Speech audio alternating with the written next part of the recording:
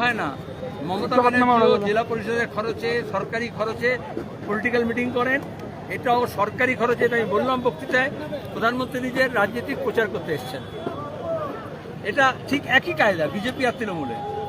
প্রশাসনের খরচে প্রশাসনিক মিটিংকে রাজনৈতিক মিটিংয়ে পরিণত করেন এবং বিরোধীদের ডাকেন না। মমতা হলে এই অশোক ভট্টাচার্য যখন মেয়র ছিল তাকে ডাকেনি, জেলা পরিষদ যখন আমাদের ছিল তাদের ডাকেনি, আমি যখন এমপি ছিলাম তাকে ডাকেনি। আর বিজেপিও তাই করে, বিরোধীদের ডাকে না।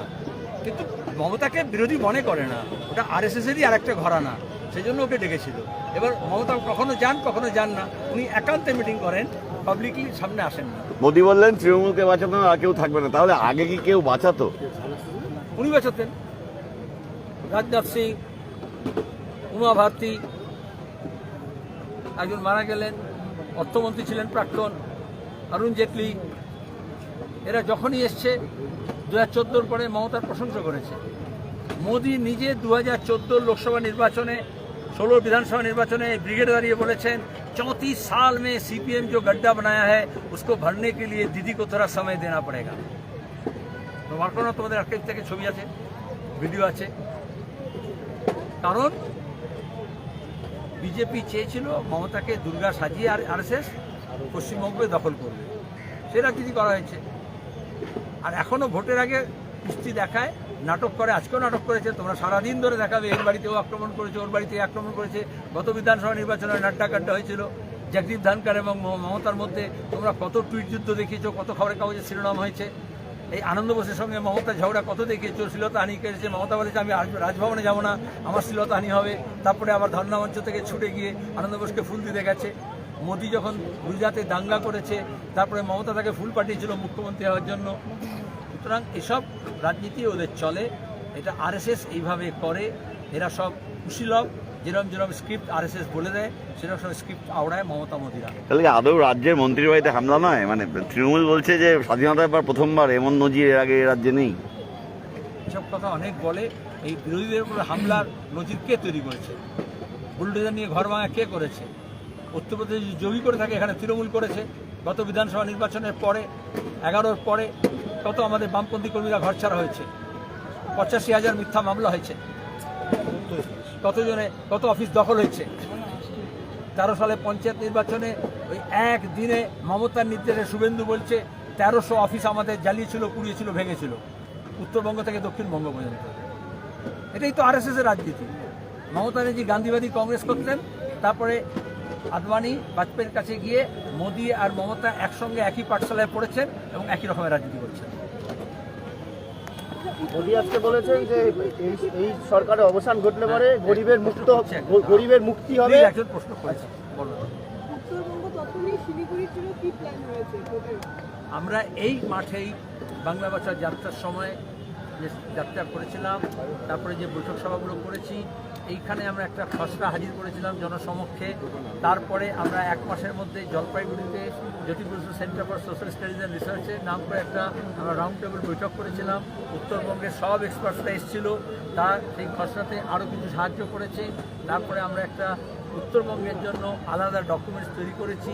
এখানকার পর্যটন, এখানকার পরিবহন, এখানকার চা বাগান, এখানকার কৃষিভিত্তিক শিল্প, এখানকার পরিবহন, এখানকার হচ্ছে তোমার গিয়ে স্কুল কলেজ, হাসপাতাল, আইন college, arts college development, human resource ডেভেলপমেন্টের জন্য যা যা দরকার আছে, এমনকি পাহাড় সমস্যার সমাধানের জন্য কীভাবে আরও অটোনমি দেওয়া যায় স্টেট উইদিন স্টেট, এবং আদিবাসী, রাজবংশী, কোচ, বিভিন্ন জনগোষ্ঠী, জাতিগোষ্ঠী যারা আছে তাদের অধিকার, তাদের ভাষা, তাদের রীতি নীতি, তাদের সভ্যতার যে ধারা, সেটাকে আরও কীভাবে উন্নত করা যায়, বিকাশ করা যায়, তার জন্য নির্দিষ্ট পরিকল্পনা আমরা করেছি।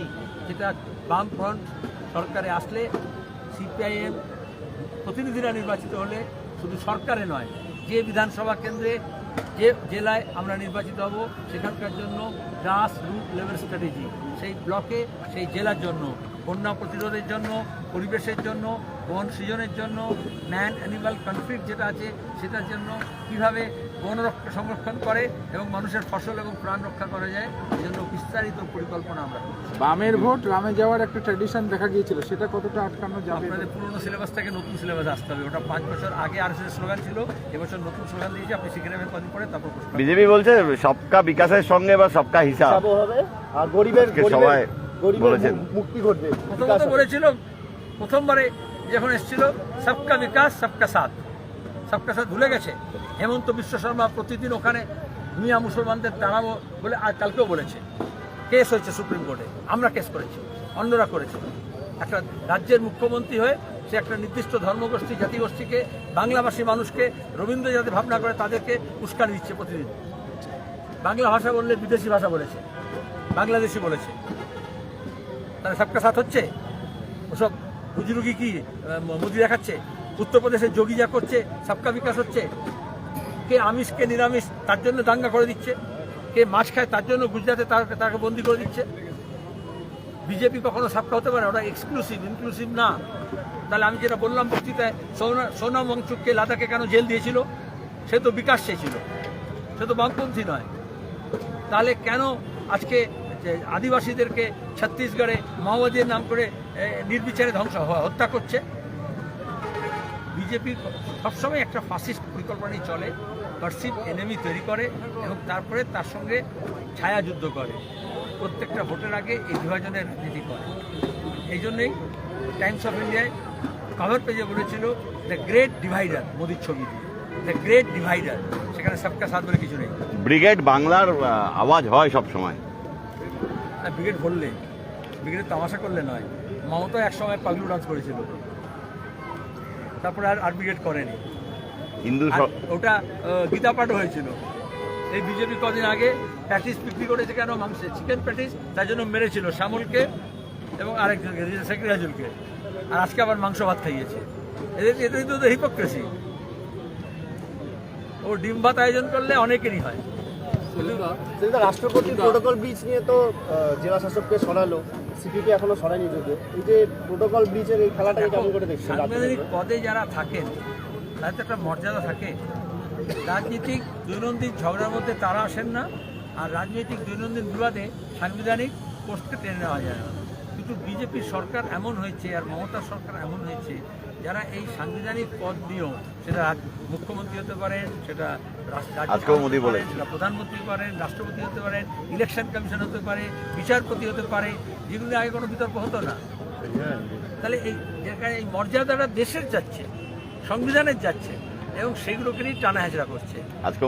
মূলত আইএস আইপিএস অফিসাররা শুধু ভালো পোস্টিং হবে, ভালো বদলি হবে, সেই জন্য দলদাস হয়ে গেলে তারা সংবিধান না মেনে, প্রোটোকল না মেনে কাজ করলে যেতে হতেই হবে। এটা বিজেপিদের উভয়ই হচ্ছে। আসলে নিচ ধরনের লোকেরা, সংকীর্ণ মনা লোকেরা কোনো উচ্চ পদে চলে গেলেই সেটা কিন্তু উচ্চ হয়ে যায় না, বরঞ্চ পদটা গরিমা নষ্ট হয়ে যায়। সেদিন ব্রিগেডের প্রধানমন্ত্রী নরেন্দ্র মোদীর কটাক্ষ, বাংলায় দর্শকরা সুরক্ষিত, সন্ধে নামলেই প্রধানমন্ত্রী আরো অনেক কিছু বলেছেন। তুমি জানো রামকৃষ্ণ পরমহংসদেবকে কি বলেছেন? শুনেছো, খবর পেয়েছো? তোমাদের কেউ SMS করেছে তোমাদের এই থেকে? আগে যেরকম বঙ্কিমদা বলেছিলেন, আজকে উনি বলেছেন রামচন্দ্র পরমহংসদেব। রামকৃষ্ণ পরমহংসদেবকেও কনভার্ট করে দিয়েছে উত্তর ভারতে। ওনার কথা গুরুত্ব দিও না, ওনাকে কিছু স্ক্রিপ্ট লিখে দেয়, টেলিপ্রম্পটার দেখেন, তারপরে বলেন। ওইগুলো একজনই লিখে দেয়, মমতাকে যে লিখে দেয় মোদীকেও সেই লিখে দেয়, শুধু ভাষা আলাদা থাকে। সেলিমবাবু, আপনাদের অনেক বন্ধ হয়ে যাওয়া, দখল হয়ে যাওয়া পার্টি অফিসগুলি আবার নতুন করে খুলছে, এটা কি আপনাদের শক্তি বৃদ্ধির একটা ইঙ্গিত? বন্ধ হয়ে যাওয়া প্রকল্প চালু হবে, বন্ধ হয়ে যাওয়া কলকারখানাও খুলবে, বন্ধ হওয়া চা বাগানও খুলবে, এটা তার নিশানা। এবার কি বাংলা কামব্যাক করবে স্যার? অবশ্যই। বাংলাকে বাঁচাতে হলে বাংলার পুনরুজ্জীবন দরকার। তার শিল্প, কৃষি, চা বাগান, পাট শিল্প, রাস্তাঘাট, পরিবহন, শিক্ষা, স্বাস্থ্য, সবার। সেটা বামপন্থীরাই ভালো পারে, বামপন্থীরাই ভালো জানে, হাতের তালুর মতো এই বাংলাকে চেনে। এই বাংলার সমাজ, সংস্কৃতি, ইতিহাস, আন্দোলন, সংগ্রামকে আমাদের পূর্বসূরীরা গড়ে তুলেছেন। আমরা এই বাংলাকে তিল তিল করে মরতে দিতে পারি না। সেজন্য বাংলার পুনরুজ্জীবনের জন্য বামপন্থার পুনরুত্থান দরকার। এখানে শুধু সিপিএম না, বামপন্থা আজকে আক্রান্ত। বামফ্রন্টের বাইরেও যে বামপন্থীরা আছে তারাও সমবেত হচ্ছে, তারাও স্বাগত। এখানকার রাজ্য সরকার স্বতঃপ্রণোদিত হয়ে তদন্ত করতে পারে না, পুলিশ পারে না, অন্যান্য এজেন্সিকেও তদন্ত করতে যায় না, এটা দিল্লিতেও নিয়ে যাওয়ার চেষ্টা হচ্ছে, সংসদের কার্যক্রম নষ্ট করতে চাইছে। আচ্ছা, অভয়া যখন মারা খুন হলো, গণধর্ষণ হলো, ওরা ওই আরজিকর হাসপাতালে, এখন তো বাবা মা বলছেন নাম প্রকাশ করুন, কারণ অভয়া নাম নয়। কিন্তু এই যে ভয়ের আবর্ত, সেখানে দাঁড়িয়ে কেন্দ্রের পুলিশ আর রাজ্যের পুলিশ কে তদন্ত করে সত্য বার করলো? হাইকোর্ট থেকে সুপ্রিম কোর্ট, কোথা থেকে ন্যায় পাওয়া গেল? বিজেপি তৃণমূল দুজনে চাইছিল ডাক্তারদের আন্দোলন ধ্বংস হয়ে যাক আর এটা ধামাচাপা পড়ে যাক। সুতরাং কোন মুখে প্রধানমন্ত্রী বলেন এখানে ওখানে ওখানে হবে? রাজীব কুমারের মামলা ভুবনেশ্বরে গেছিল, মনে আছে? তারপরে গেছিল মেঘালয়ে, তারপরে কি হলো? আসল কথাটা বোঝো, নকল যুদ্ধের সাজিও না। ধন্যবাদ। সাইবার অনেক